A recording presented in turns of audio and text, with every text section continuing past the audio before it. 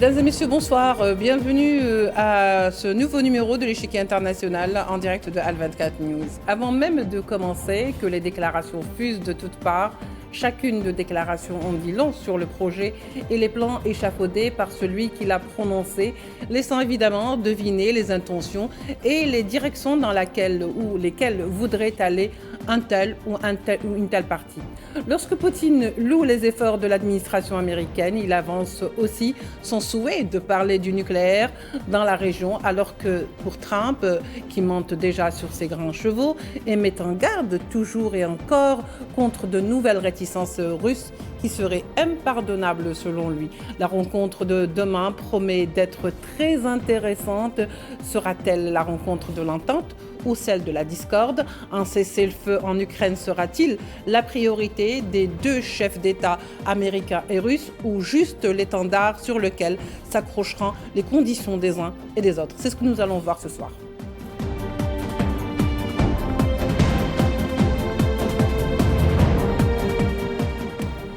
Pour en parler ce soir avec nous, Gamal Abina, analyste des questions internationales, nous rejoindra d'un moment à l'autre Manuel Pouchelet, analyste en géopolitique. Gamal Abina, bonsoir, merci d'être avec nous.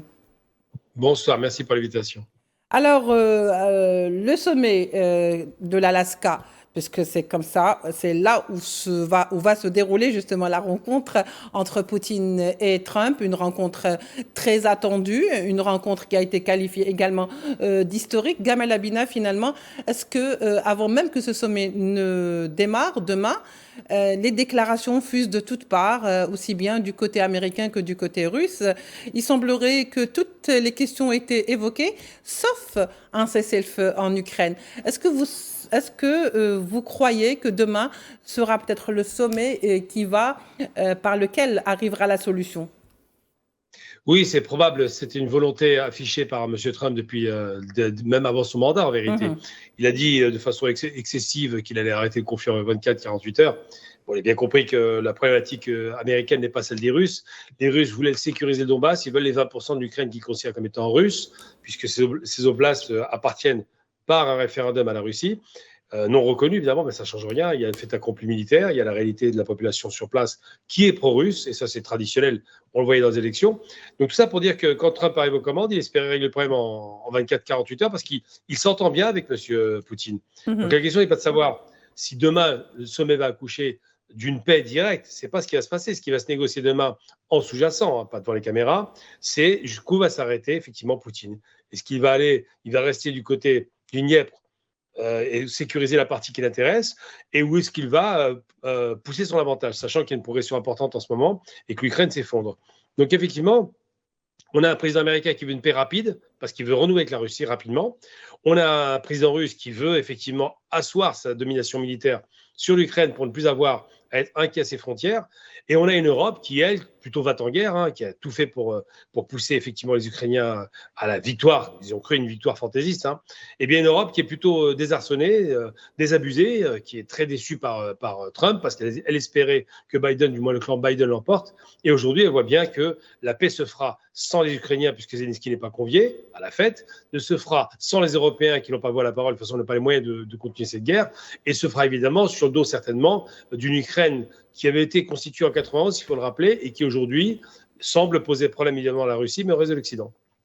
Bien sûr, beaucoup de médias parlent du sommet peut-être par qui viendrait un cessez-le-feu durable, mais quand même, entre-temps, c'est-à-dire en attendant le jour de demain, des déclarations de part et d'autre. Par exemple, lorsque Poutine dit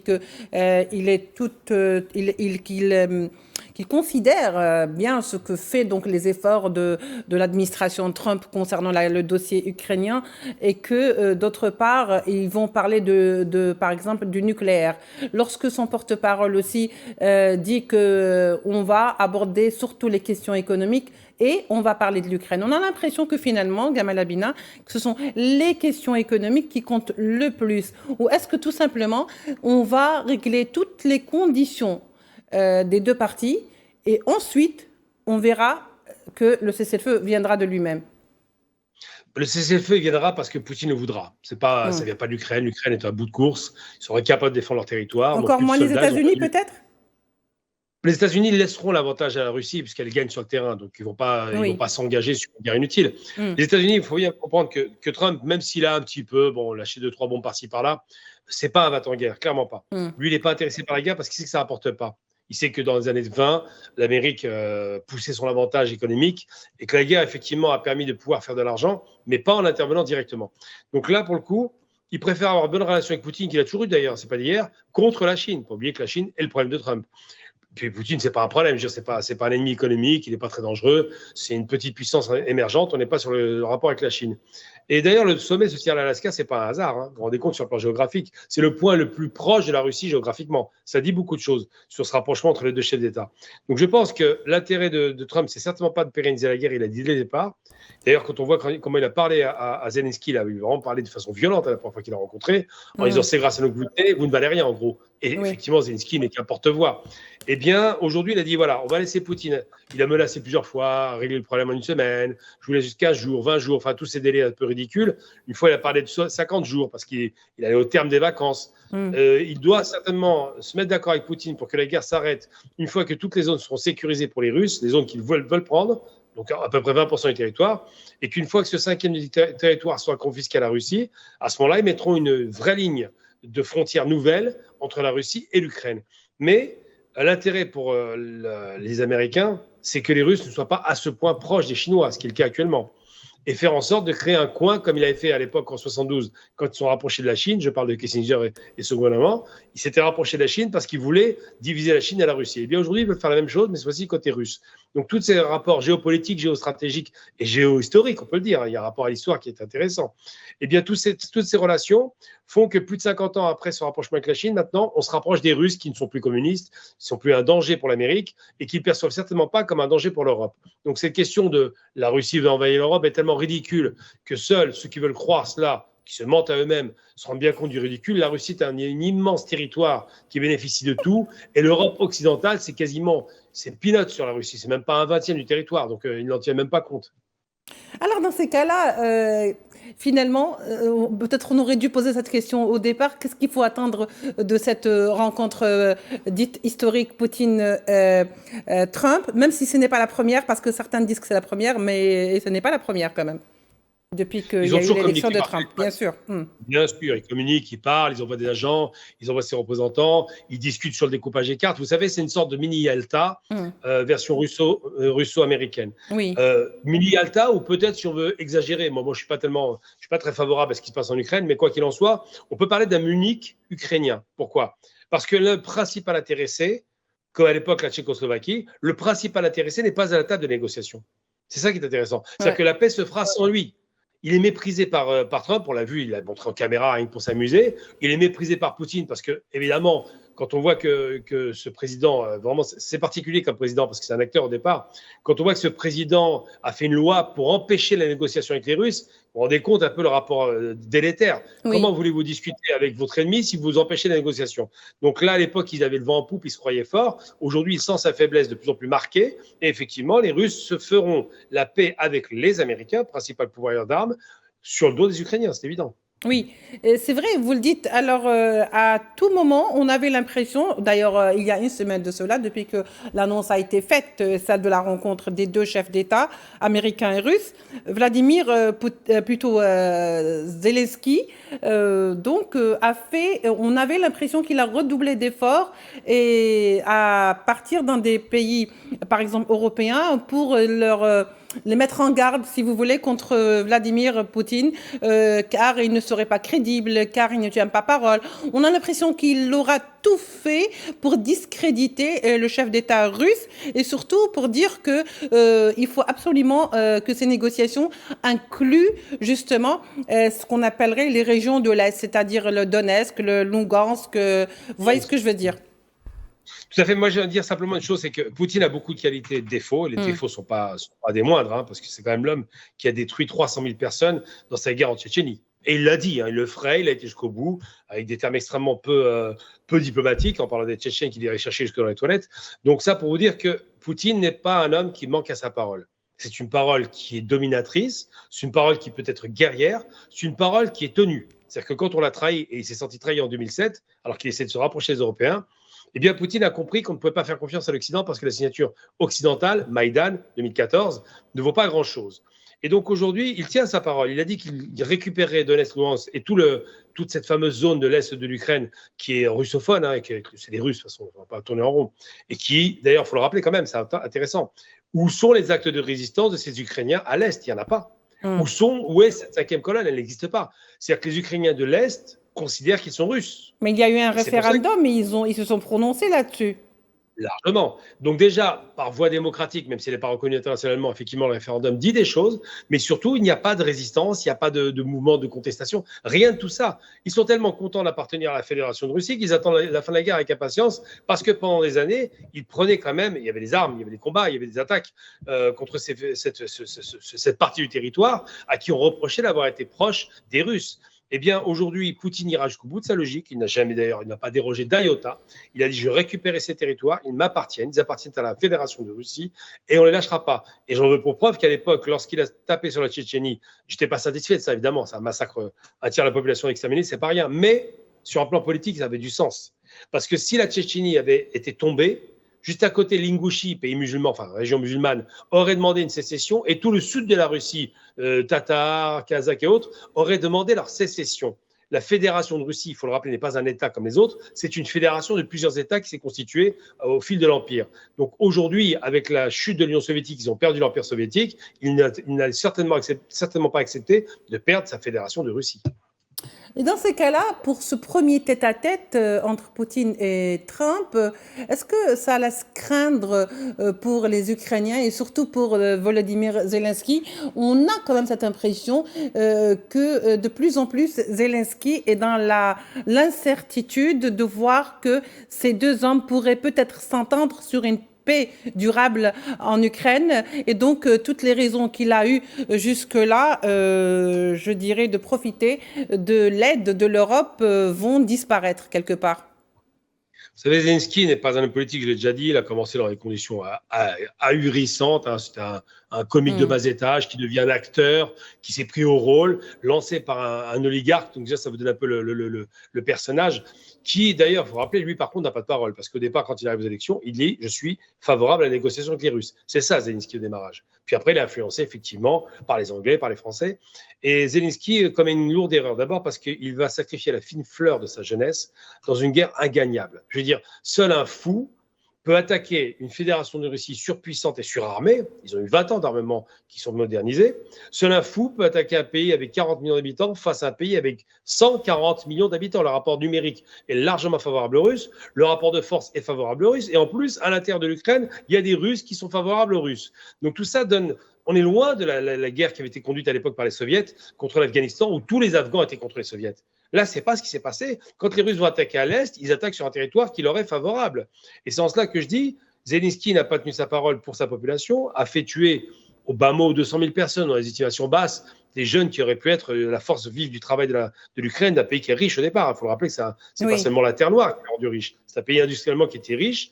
Les industries étaient à l'Est, c'est fini pour ça. Un pays qui est surendetté aujourd'hui, qui est sous-armé puisque l'équipement n'arrive plus, et surtout un pays duquel 15 millions d'Ukrainiens ont pris la fuite pour des raisons soit de sécurité ou soit pour ne pas faire l'armée. On peut les comprendre. Oui. Il y a quand même deux faits qu'on aura remarqués tout au long de cette semaine. D'abord, c'est le fait que l'Union européenne commence à bouger. Bien sûr, reçoivent Zelensky, fassent des conférences, des visioconférences pour sortir avec des résolutions qui pourraient être soumises à Trump avant même que celui-ci ne rencontre son homologue russe. Le problème, c'est qu'on pourrait se dire, est-ce que finalement l'Europe est en train d'être en marge de ce qu'on appellerait les sphères décisionnelles sur la question ukrainienne aujourd'hui et que cela se ressent et ça se voit surtout sur le comportement des dirigeants européens aujourd'hui qui sont carrément, disons-le, exclus de ces négociations concernant l'Ukraine. Les Européens n'ont jamais eu voix à la parole. Ils ont toujours fait ce que l'Amérique leur disait. Quand c'est Biden qui disait on va en guerre, ils vont en guerre. Quand Biden dit on va couper le gaz russe aux Allemands, et c'est défavorable aux Allemands, c'est se tirer une balle dans le pied et les Allemands se sont exécutés parce qu'ils ne pouvaient pas dire non. Donc les Européens ont fait ce que l'Amérique leur a dit. Mais quand l'Amérique change de camp, l'Europe se trouve dépourvue. Comme on dit, quand la bise fut venue. Je suis en train de plaisanter par rapport à la cigale et la fourmi, mais c'est ça. Oui. L'Europe dansait et chantait, mais ne se rendait pas compte que ce qui alimentait la guerre, c'est l'Amérique. Ils sont incapables de fournir du matériel militaire et encore moins de pointe, parce que les Européens sont sous-équipés, parce que leurs industries ont disparu. Je parle de la massification de la production industrielle. Et donc, le fait de jouer à se faire peur, de faire croire que les Russes veulent les envahir, le fait d'écouter les Américains de Biden qui les ont poussés à la guerre, le fait effectivement de pousser à une guerre qui était ingagnable, il faut le rappeler quand même, depuis le début, on parlait de contre-offensive ukrainienne ridicule qui s'est faite en plus à Koursk, c'est intelligent, ça rappelle la bataille de Koursk des années 40. Tout ça fait que les Européens aujourd'hui se trouvent complètement groggy. On a l'impression de voir, quand on voit ces réunions d'Européens avec Zelensky, de voir des alcooliques anonymes se poser la question de savoir s'ils n'ont pas trop bu la veille. Parce que clairement, aujourd'hui, ils sont carrément KO debout. Ils ont la gueule de bois. Les Américains vont festoyer avec les Russes et vont se mettre d'accord sur la fin du conflit. Quant aux Européens, ils vont faire quoi ? Ils vont commencer à discuter avec les Russes. Bon, vous avez gagné, c'est réglé. On va essayer de rediscuter sur les relations économiques, sur l'énergie, sur le blé, enfin, il y a tout un tas de choses comme ça, sur nos compagnies qui ont été confisquées en Russie. Tout ça, ça dit des choses. C'est-à-dire que l'Europe est toujours le dindon de la farce. On l'a vu pendant la Première Guerre mondiale, pendant la Seconde Guerre mondiale. À chaque fois, le théâtre d'opération est européen et les grands-parents sont toujours européens. Oui, et dans ces cas-là, est-ce que, il y a lieu de se poser quand même cette question, à savoir, selon vous, Gamal Abina, quelles seront les conditions sur lesquelles vont s'axer ces négociations entre les deux présidents? Je pense que la première des conditions, c'est le partage du territoire, le 5e du territoire de l'Ukraine, donc ces fameuses régions du Donbass, qui ont toujours été revendiquées par les Russes d'ailleurs, c'est pas d'hier, dont les populations voulaient se rattacher à la Russie depuis très longtemps, c'est pas non plus une nouveauté. Ces questions-là, donc ces fameuses frontières naturelles que serait le fleuve, le Dniepr, qui séparerait les deux territoires, probablement, il n'y a pas de certitude, mais c'est ça qui va être négocié. On va vraiment négocier, un peu comme avec l'Allemagne, quand on lui retire une partie du territoire qu'on a confié parce que l'Allemagne a perdu son territoire réel, le vrai territoire allemand. Oui. La partie est de l'Allemagne est arrivée à la Pologne. Donc cette question-là va se poser avec l'Ukraine. C'est pareil, c'est le même scénario. On va sacrifier une partie de l'Ukraine pour garantir la paix. Et donc, ce qui se passe, c'est qu'effectivement, il va y avoir une négociation là-dessus. Ensuite, il va y avoir une négociation sur la relation russo-américaine. Si les Russes sont satisfaits des relations américaines et ils sont satisfaits des choix de Trump, ils vont développer à nouveau leurs relations économiques, leur partenariat stratégique et peut-être s'éloigner de la Chine. Pourquoi pas ? C'est le but évidemment de Trump. Mais une chose est certaine, c'est que tout se fera indépendamment du choix des Ukrainiens. Les Ukrainiens n'ont pas voix à la parole, les Européens ne peuvent rien faire. La réalité, c'est que les clés du conflit depuis le début sont russo-américaines et qu'aujourd'hui, le conflit va s'arrêter par les russo-américains. Très bien. Alors, nous accueillons Manuel Pouchelet. Manuel Pouchelet, bonsoir. Merci d'être avec nous. Bonsoir, madame, et merci pour votre invitation. Merci à vous. Alors, Manuel Pouchelet, selon vous, c'est cette rencontre de demain en Alaska, une rencontre quand même qualifiée d'historique, d'autant plus qu'elle se déroule sur une terre qui est déjà, ou qui comporte déjà à elle seule une grande symbolique. Est-ce, selon vous, c'est fortuit ou c'est fait justement de manière volontaire ? Alors, il faut savoir qu'à l'origine, la rencontre entre M. Poutine et Trump devait se dérouler aux Émirats arabes unis, mais je pense que le choix de l'Alaska est nettement plus raisonnable. Alors, en effet, au-delà de la symbolique, il y a aussi un message fort, puisque l'on constate que finalement, au niveau géographique, les Russes et les Américains sont de voisins. Et en même temps, quelque part, c'est un message aussi de considération du président américain envers son homologue russe, puisque jusqu'à présent, le dialogue était rompu. Et vous savez, il y a encore une semaine et demie, il y avait des sautes d'humeur du côté américain avec l'annonce du président Trump d'envoi de sous-marins nucléaires à proximité de la Russie. Mais il ne faut pas se tromper. Il y a également un protocole diplomatique que nous ne voyons pas, qui est ce qu'on appelle en coulisses, où des deux côtés, que ce soit du côté russe ou du côté américain, vous avez eu de longues négociations pour que ce sommet puisse se tenir dans de bonnes conditions. Eh ben justement, Manuel Pouchelet, est-ce que finalement cette rencontre de demain sera juste une rencontre qui sera axée sur des négociations et un dialogue politique, ou est-ce que le volet économique sera présent dans cette rencontre, surtout que le volet économique est important? Le volet économique est important dans toute rencontre diplomatique, y compris dans les pourparlers de paix. Maintenant, il ne faut pas oublier de vue que les Américains sont toujours dans leur logique d'endiguement de la Chine et de la Russie. Donc, quelque part, M. Poutine ne s'y trompe pas. Mais en même temps, côté économique, il faut savoir que tant le président Poutine que le président Trump sont en attente de résultats. Pour l'instant, la politique MAGA patine, elle n'a pas les résultats économiques escomptés. Il y a également des violences qui ont été constatées. Donald Trump est en difficulté. Monsieur Poutine, quoi qu'on en pense, a aussi quelques difficultés au niveau économique puisque le train de sanctions qui a été pris commence à peser un petit peu sur la société russe. Donc, en effet, oui, le volet économique s'invite dans cette solution de paix qui, de toute façon, est nécessaire puisque je vous le rappelle que la Russie fait aussi partie d'un plan beaucoup plus large que sont les nouvelles routes de la soie que le président chinois, M. Xi Jinping, avait initié, qui pour l'instant était au point mort puisque la traversée de l'Ukraine était impossible. Donc si vous voulez, oui, le volet économique s'invite, mais également les solutions de paix, puisqu'il va falloir reconstruire l'Ukraine, il va falloir également, en dehors de la paix économique, il va falloir aussi conquérir, comme le disait le général Petraeus, la paix des cœurs, et cela sera le plus difficile à obtenir. Alors, certains disent que Trump, plutôt le président américain, serait prêt à offrir en échange quelques, je dirais, avantages économiques de l'Alaska en contrepartie de la paix. Qu'est-ce que ça vaut finalement cette information? Alors, vous savez, le président Trump est quelqu'un qui est homme de deal, hein, pour reprendre son expression. Maintenant, il va tenter, on va dire, d'être gagnant, puisque je rappelle que dans cette guerre en Ukraine également, il y avait déjà été question de négociations, notamment de métaux ou de ressources naturelles en Ukraine, qui étaient déjà au cœur des négociations. Alors, en Alaska, c'est une terre qui est riche en ressources naturelles, si vous voulez. Maintenant, est-ce que le président Trump va le mettre à profit de son homologue russe dans le cadre d'accords? On ne sait jamais.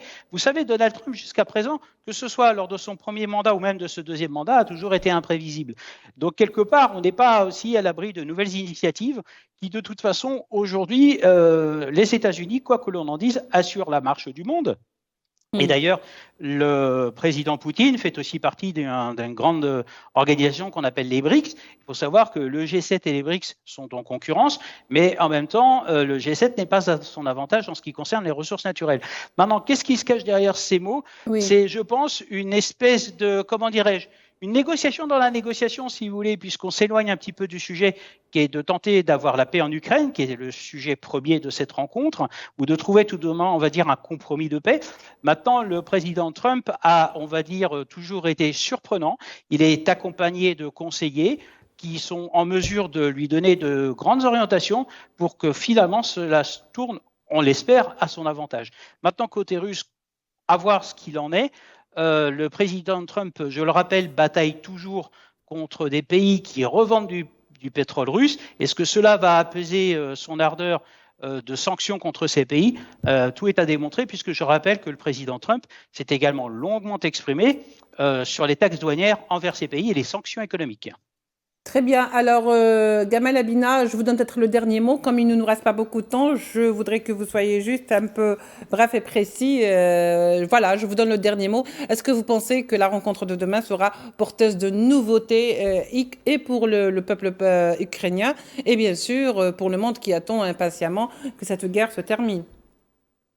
Tout à fait, il faudra effectivement que ça accouche de quelque chose de positif. Je pense que tout ne sera pas dit demain, mais que l'essentiel sera dit et que le conflit devrait s'arrêter, selon toute vraisemblance, au mois de septembre, sauf peut-être s'ils ne se mettent pas d'accord, mais j'y crois vraiment pas beaucoup à des accords entre les deux hommes qui s'entendent très bien. Donc demain, il est probable qu'il y ait des annonces importantes qui soient lancées, mais ça a été dit par Emmanuel.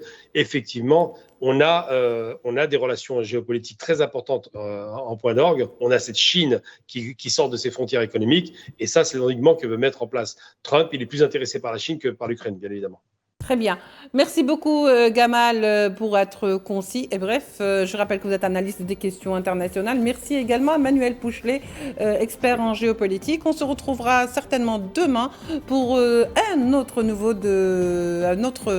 numéro de l'Échiquier international. Au revoir.